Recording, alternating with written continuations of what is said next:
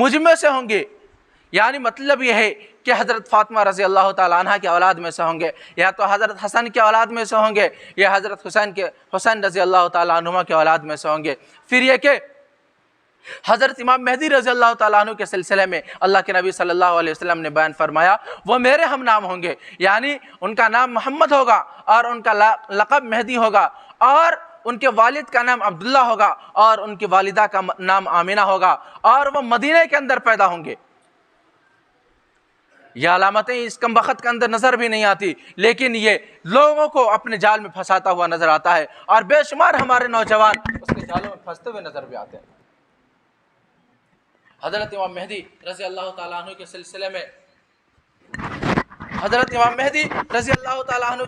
में अल्लाह के नबी सल्लल्लाहु अलैहि वसल्लम ने उनके कामों के बारे में भी फरमाया। सबसे पहले ये फरमाया कि इमाम मेहदी पैदा होंगे, जाहिर नहीं। जाहिर होने का मतलब यह है कि पैदा हो चुके हैं वो जाहिर होंगे, बल्कि अल्लाह के नबी सल्लल्लाहु अलैहि वसल्लम ने फरमाया वो पैदा होंगे, मदीने के अंदर पैदा होंगे, और 40 साल की उम्र में वो मक्का जाएंगे, और मक्का जैसे पहुँचेंगे, हरम के अंदर जैसे पहुँचेंगे, हजर अस्वद और मकाम इब्राहिम के दरमियान एक जगह है, वहाँ पर वो क़याम फरमाएंगे। लोग उनको खुद ही पहचान लेंगे, उनको दावा करने की ज़रूरत नहीं पड़ेगी। लोग पहचान करके उनसे बैत लेना शुरू कर देंगे। फिर गैब से आवाज़ आएगी, हादा खलीफतुल्लाहि अल महदी फस्मउ लहु वातिउ, ये अल्लाह का खलीफा है ज़मीन पर मेहदी, तुम उसकी मानो और उसकी इताअत करो।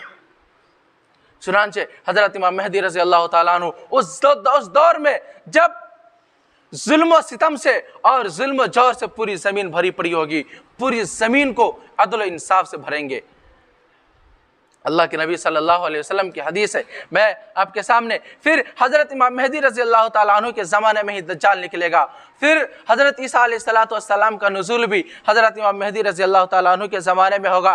हज़रत इमाम मेहदी रज़ी अल्लाह ताला अन्हु तकरीबन 7 या 9 साल हुकूमत करेंगे।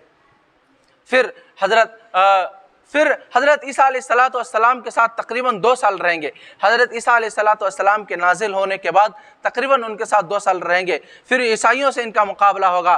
फिर यह कि दज्जाल का जो लश्कर होगा उनसे भी इनका मुकाबला होगा मुल्क शाम के अंदर।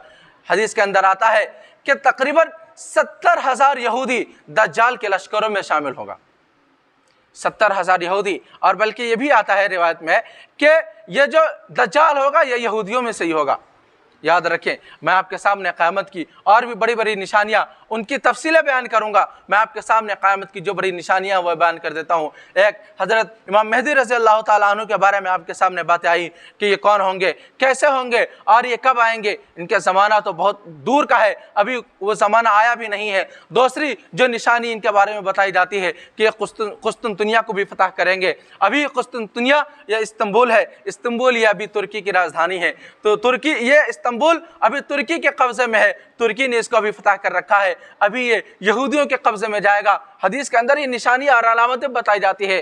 फिर यहूदियों के कब्ज़े से हज़रत इमाम मेहदी रज़ी अल्लाह ताला अन्हु छुड़ाएंगे। अभी बहुत दूर की बात है, अभी कोई पहचान और अलामतें आई नहीं है। उसके बाद हज़रत ईसा अलैहिस्सलाम उन्हीं के ज़माने में आएंगे। ये क़यामत की जो बड़ी बड़ी निशानियाँ मैं आपके सामने अर्ज़ कर देता हूँ। उसके बाद दज्जाल आएगा, उसके बाद याजूज और माजूज निकलेंगे, उसके बाद ज़मीन के अंदर से एक दाब्बा, एक चौपाया, एक जानवर निकलेगा। और जो सबसे बड़ी निशानी कि सूरज अभी मशरिक़ से निकलता है और मगरिब में डूबता है, पूरब से निकलता है और पश्चिम में डूबता है। क़यामत के करीब सूरज पश्चिम से निकलेगा और पूरब में जाकर के डूबेगा। और याद रखें कि अभी तो अलामत और पहचानियाँ और निशानियाँ और आएंगी। मैं आपके सामने ये इस बात को अर्ज़ कर दूं कि हमेशा ये दुआ करते रहें कि अल्लाह दज्जाली फितने से हमारी हिफाजत फरमाए। दज्जाली फितना पूरी ज़िंदगी में जब से दुनिया शुरू हुई है, जितने अंबिया किराम अलैहिमुस्सलातु वस्सलाम इस दुनिया में तशरीफ़ लाए, हर एक ने अपनी कौम को दज्जाली फितने से के बारे में बताया है कि हमेशा दज्जाली फितने से अपने हिफाजत की दुआ करते रहना और अपनी नस्लों की भी हिफाजत की दुआ करते रहना। बहुत ख़तरनाक फितना होगा। पूरे रुए ज़मीन पर जितना फितना पैदा नहीं हुआ है उस तमाम फितनों से ज़्यादा ख़तरनाक दज्जाली फितना होगा। इंशाअल्लाह आपके सामने भी इसकी भी तफसीलें आएंगी। और अभी भी हम सब के लिए ज़रूरी है कि हम फ़लस्तीनी माँ बहनों और उन मज़लूमीन के लिए दुआ करें। अभी भी ज़ालिम जुल्म व सितम ढा रहा है और जुल्म कर रहा है, हम दुआ करें। हम कम अज़ कम दुआ तो ज़रूर कर सकते हैं। हमारे हाथ में ना तो हुकूमत है, हमारे हाथ में ना तो ताकत है, कोई ऐसी ताकत है जिससे हम उन मज़लूमीन भाई और बहनों की मदद कर सकते हैं। इतना ज़रूर है कि हम अपनी दुआ में ज़रूर याद कर सकते हैं। मुमकिन है कि अल्लाह किसी की दुआ कबूल फरमा ले। अल्लाह तबारक व तआला उन मज़लूमीन की गैब से मदद फरमा और हमारे कहने सुनने को और हमारे कहने सुनने से ज़्यादा हमारे अमल को कबूल फरमाए। आमीन व आखिर।